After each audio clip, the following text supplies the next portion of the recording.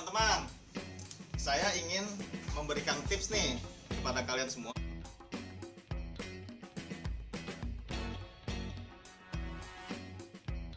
Oke, jadi hal pertama yang perlu kita perhatikan sebelum kita melakukan perjalanan, yaitu kita cek dulu di bagian kondisi yang ada di dalam kap mesin ini.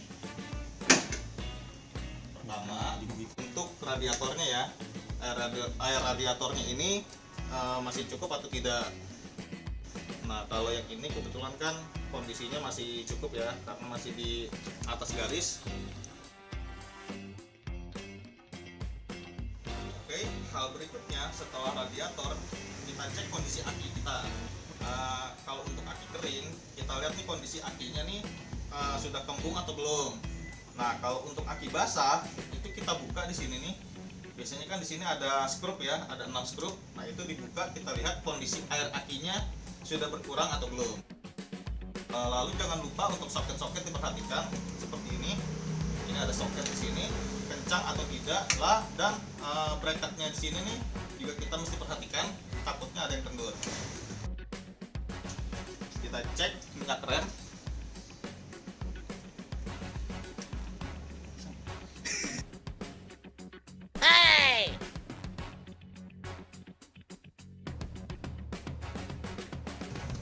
Kita lihat di sini minyak remnya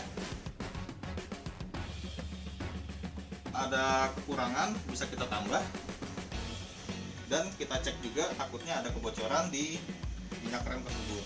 Nah, yang kita perhatikan oli mesin. Kita perhatikan di bagian mesin ini ada rembesan oli atau tidak nih. Nah, kalau ada rembesan oli itu diusahakan sebaiknya dibawa dulu ke bengkel, dicek seal-sealnya, mungkin ada yang bocor, ada yang udah ketas atau gimana kan. Dan hal berikutnya yang perlu kita perhatikan, ini kan di dipstick ini ada 2 titik nih.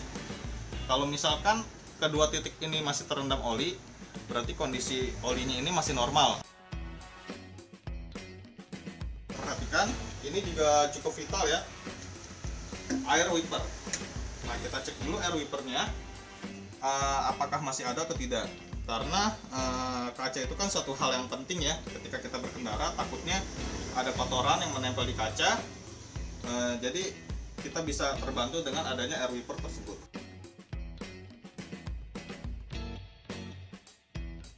Oke, kita lanjut untuk tahap memanaskan mesin. Nah, teman-teman, sebelum kita melakukan aktivitas, sebelum kita jalan nih, kita alangkah baiknya perhatikan dulu indikator yang ada di speedometer mobil. Kira-kira ada yang nyala atau enggak nih. Misalkan contoh kayak ada check engine, atau ada kebocoran oli, atau indikator aki yang biasanya suka nyala. Nah, kita pastikan dan kita perhatikan bahwa indikator tersebut tidak menyala sebelum kita jalan. Dan untuk proses pemanasan mesin ini nggak perlu lama-lama teman-teman. Jadi kita perhatikan aja nih indikator RPM. Indikator RPM yang ada di sini nih, ini kan di angka 1400 RPM ya. Dan pastikan RPM-nya ini ketika mesin sudah panas dia menurun. Nggak lama kok, paling sekitar 1 menitan. Nah, dia udah mulai turun nih. Nah, kalau sudah mulai turun, berarti mobil sudah siap untuk kita jalankan. Nah, setelah proses untuk manasin mesin udah selesai nih, kita cek kondisi lampu-lampu teman-teman. Kita pastikan lampu yang ada di mobil kita ini semuanya menyala, karena kan kita nggak tahu nih pulangnya bisa malam atau enggak kan ya. Jadi kita pastikan semua lampu ini nyala. Oke, termasuk lampu sen. Nah, jadi ketika proses manasin mesin udah selesai nih, alangkah baiknya kita cek lampu-lampu yang ada di mobil ini sebelum kita melakukan perjalanan.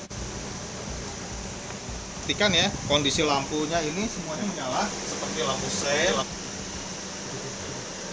lampu utama, lampu senja, fog lamp. Pastikan semuanya ini menyala, karena kan kita nggak tahu nih perjalanan kita berapa lama ya.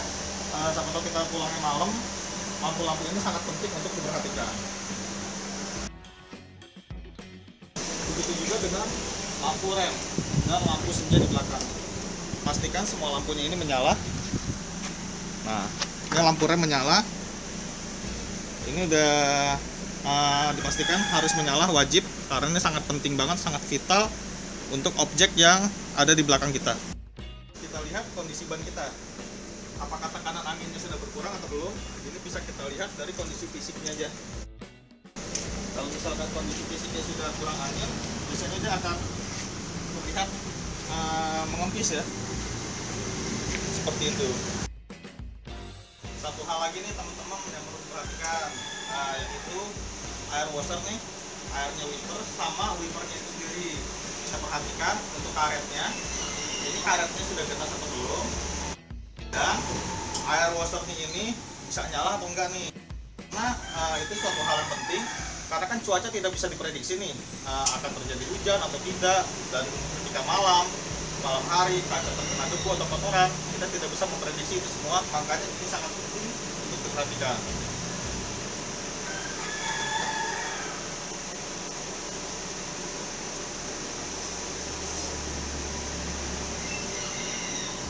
Nah, ini menyala dengan sempurna ya teman-teman ya.